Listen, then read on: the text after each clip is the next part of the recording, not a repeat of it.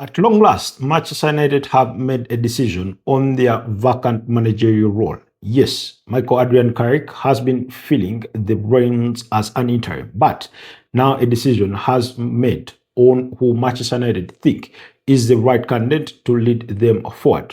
But that man is none other than Michael Adrian Carrick, the 44-year-old former Manchester United midfielder, is the preferred candidate to proceed with the Red Devils. Yes, good morning to you, everyone. Welcome back to yet another episode on your favorite football updates channel. Robert K. Sarkos is my name. Now, according to Fabrizio Romano, he says Manchester United and Michael Carrick are set to continue together next season and beyond. Chances increasing for weeks, as reported, and everyone at Manchester United feels he should stay. That's what we got from Fabrizio Romano, but also the Trusted Athletic did report that senior figures were set to recommend Michael Carrick for the appointment of the Manchester United managerial job or head coach role to senior figures at the club, in those or the ownership group when it comes to people that make the decisions. And while the Glazers are the majority shareholders, we know for an absolute fact that they've handed over the running of the day-to-day footballing affairs over to minority shareholder inside Jim Ratcliffe, and he is the man who is expected that they will be recommending Michael Adrian Carrick to. Now, the report also indicates that senior figures in Omar Barreda, that's the club CEO, and the director of football, Jason Wilcox, are convinced beyond a reasonable doubt that Michael Carrick is the man to lead them forward.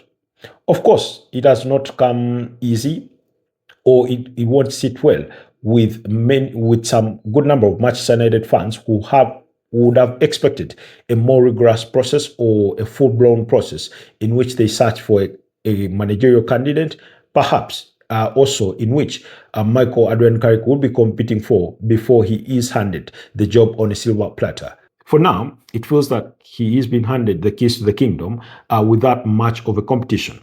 The report also suggests that Manchester United did explore options in the realm of Andoni Iraola at AFC Bournemouth, because he's going to be leaving that, at Bournemouth at the end of the season. They did explore Unai Emery, currently with Aston Villa, but they have come to the conclusion that Michael Carrick is the man to go with. He is being part of multiple processes in terms of planning for the club beyond this season, that is regarding player contracts, as well as some in preliminary, groundwork for future recruitment. And we know that in terms of recruitment, it is very crucial that you give clarity to whatever targets that you are having on who is going to be in charge the subsequent season, on who they are going to be playing under. So that is a very, very key thing as we speak. So decision makers are convinced that Michael Carrick is going to be the man in charge next season, or at least is the name they are fronting to be taking charge of Manchester United. Nothing is finalized yet but things are well in order. Of course, the big question will also be, how long then do you give him a contract for? Is it 1 year? Is it 2 years? Is it 3 years? It is very rare that a club hands out a 1 year contract to a new manager or somebody that is starting out. Usually the minimum is 2 years, or sometimes depending on when they come in. It could be 2 years, it could be 3 years, it could be 2 years with an option to extend for a further year. That will be waiting to find out. But in this particular episode, we'll be discussing why I think Manchester United have decided to continue with Michael Adrian Carrick to be in charge of Manchester United. Now, first and foremost, he steadied the ship. In steadying the ship is to say he's brought a bit of calmness within the club. There's no longer much anxiety within the club when it comes to results, when it comes to how players are going to behave, when it comes to his behavior as a manager. There's no anxiety about that. Oftentimes you had Ruben Amorim come out and say something like, if I feel I'm not the right man, I'll leave. I can leave now without even asking for a paycheck, and those kinds of things. So for the club, the size of Manchester United, stability is a very, very critical thing. And so he steadied the ship. Then He is loved by senior figures, as I've indicated, in the likes of Jason Wilcox and Omar Barreda, and those are top brass in terms of the club's hierarchy, as indicated, CEO and director of football, and then also senior players, or as well as the entire dressing room. There's an appreciation, or a fine appreciation, for Michael Adrian Carrick. His calm demeanor and overall control. His man-to-man management has been excellent, according to multiple reports. Then there's the icing on the cake of it all, earning UEFA Champions League football. Yes, that was the outright objective for Manchester United this season, getting back in Europe, but not just in Europe, because Conference League is also Europe. UEFA Europa League is also Europe. But the ultimate goal was UEFA Champions League, and he achieved that with 3 games to spare. And while at it, he's only lost 2 games. He only lost to Leeds and Newcastle by 2-1 in each of those fixtures. He's only recorded 3 draws against West Ham, against AFC Bournemouth, as well as Sunderland the previous weekend. But more importantly, he's won 11 games. 11 games.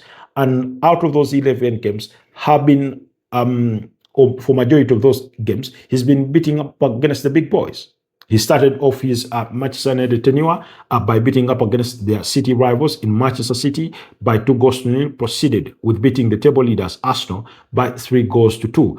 Beyond that, they beat Chelsea, they beat Liverpool, they beat Aston Villa, for whom they were competing with against for that top 5 finish in as far as the Premier League table is concerned. Whereas Tottenham may not be the juggernaut that we are used to in seasons gone by, they are no less a bigger club, and therefore he managed to beat them by 2-0. So, among other victories that he's managed to put on board, you remember that victory away against Everton. You remember the victory against Fulham, among other things. So, the results have been really, really on his side. And like I said, the ultimate goal for Manchester United was to get back into the UEFA Champions League, because that is very, very critical to their bottom line. That is very, very critical to their bottom line. But also, the other is that they do not have to now go through a laborious process of getting a new manager. And then, of course, let's say you wanted an elite manager like Luis Enrique. I think he's one of the most commonly talked about name when it comes to management at present day, currently at PSG. You'd maybe need to pay about anywhere between, maybe let's say 15 to 20 million pounds as compensation to PSG if you had to get him out. Then put him on the bumper salary, and then you get the groundwork running in terms of recruitment, in terms of squad assessment on who needs to stay and who shouldn't stay. So at the moment, with Michael Carrick, he's already been at the job. He's done well, and there's an appreciation of him around Carlington. And then you're not going to be spending 20 million pounds on him, to get him in. So there's a lot of that. So that sort of appreciation is really, really key. But like I said, a good number of Manchester United fans will be disappointed that the club have decided to excuse themselves from the idea of a full-blown recruitment process. Like I said, they've explored options of Andoni Iraola, currently at FC Bournemouth, and Unai Emery among some of the figures that were considered. But staff members, came down to the conclusion that Michael Adrian Carrick is the guy that should be taking on the responsibility. Of course, it's going to be a huge challenge, but he has passed the first test. He could only play the hand that he was dealt with, that he only had the Premier League to deal with week in, week out. Now, next season, it will be a different ballpark together. First of all, it begins, the summer begins with a squad assessment to understand who needs to leave the club, who needs to stay. Tyler Malacia, Luke Shaw, what decisions are you making about those? Mason Mount, Diego Dalot, Nusa Mazzori, Matthias De Ligt, Lisandro Martinez. What kind of decisions are you going to be making for those players? You have Joshua Zirkzee. Rasmus Højlund is already leaving permanently to join Napoli. That's already been decided. Marcus Rashford, is he going to return to the club, or he will continue with Barcelona? There are questions all over that. And then going into the next season, it will be the Premier League, and then you'll have responsibilities of taking charge of the club through the UEFA Champions League. And fast forward, before you know it, the Carabao Cup will be also around the corner, and come January, the FA Cup will come calling. So he needs to now concentrate on building a squad that is sufficient to compete on all fronts, because they are Manchester United. The expectation is not for them to just participate, but they are expected to compete and win. maybe to compete and challenge the big boys who are favorites to win those respective accolades. So I think, first of all, is it the right decision to make? Who am I to say no if Manchester United have made the decision as such? I do not think he is the best available candidate for the job. That's for sure. When you look at the managerial pool in regards to the candidates that Manchester United would have had for consideration, I do not think he is the best candidate. I do not think he is even close to being the best candidate. We're talking about a manager who has only managed at Middlesbrough, and he has been handed the keys to arguably one of the biggest footballing institutions that the world has ever witnessed. So, he is a former player. He has that to his side. But also, there's a reason as to why some of those that have played at Old Trafford before, beyond those of us who watched them playing there, have had to say, no, we think he's done a tremendous job as an interim and give him his flowers for that. But going forward, we do not think he's the right man for the job. Former players like Gary Neville, Roy Keane did express concerns that he will be given the job. Now, if you ask Roy Keane, he will tell you he would favor an Andoni Iraola over Michael Adrian Carrick. He would favor a Carlo Ancelotti over him. I don't know if Antonio Conte would have been an option. But because they are Manchester United, they're saying, we are bigger than PSG. Go and get Luis Enrique. You know, he is the giant of coaching at the moment. If it was a heavyweight bout, he is the reigning champion as we speak. He's won league titles with PSG. He's won the UEFA Champions League, their first last year, and he is already in the finals of the Champions League for the second year running. So what more could you ask of the Spanish gaffer? You know, go explore this idea that clubs that are looking for managers perhaps should wait for the World Cup.